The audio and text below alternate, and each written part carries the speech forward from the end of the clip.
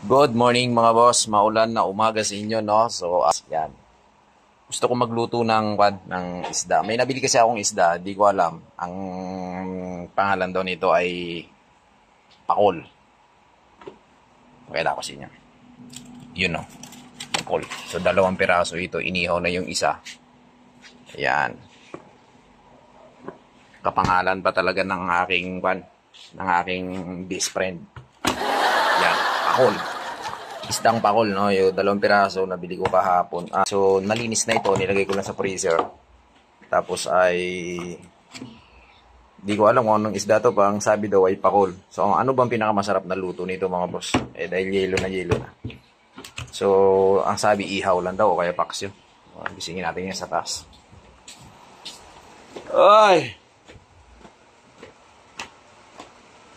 Maulan na umaga! Basa na yung ating kwan. Anong luto natin to narito, Re? Dagdagan natin ng luto to. Ano kaya to?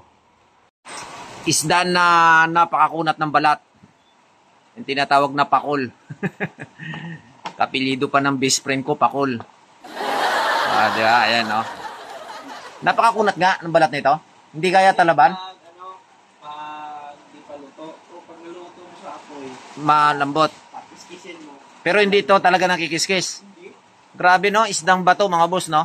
Isdang bato tawag dyan. Napakakunat, oh. Isdang bato talaga yan. Yung pinakamasarap na luto nito ay ihaw lang. Ihaw o kaya paksiw. Pero ihawin na lang to. Ha? Kapapaksaw mo, hindi mo nga lang mahihiwa. O, mapapaksiw mo buo, pero hindi mo siya mahiwa gawa ng napakakunat na balat. Ay, grabe. O, kahit nga, asan ba yung kutsilyo? Ayan, natin mo ito. Ito. Subukan natin. Mo yan, kung ba... Sige, try mo nga, videoan ko. Ayan, try mo nga. Ayan. Hindi nga makisis mo, no? Napakakunat, mga boss. Grabe, no? Tiyan mo, tumutulog, Parang bato,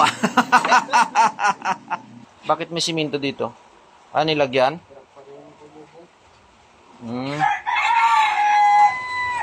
Dapat. Ayan. Tira kami, mga boss. Naulan, wala akong pasok. Tulog yung amo ko. Tulog. Inabot na daw ng inabot daw ng madaling araw kakatulog. Gawa ng tulo daw ng tulo yung mga bahay niya. Tulo daw ng tulo. Hindi ba yung nagko-construction sila pa dyan? Hindi pa tapos. Ayan. Maganda kayang lutuin ngayon, no? Ito tayo palingke. Andiyan na. May sweldo na tayo. Dumating na. Sinend na sa Gcash ko. Andiyan na? Oo. Punta na kaya kayo doon sa palingke. Wala si Junalyn, eh. Cash out nyo na. Send mo sa akin yung ito. Sa Gcash na lang?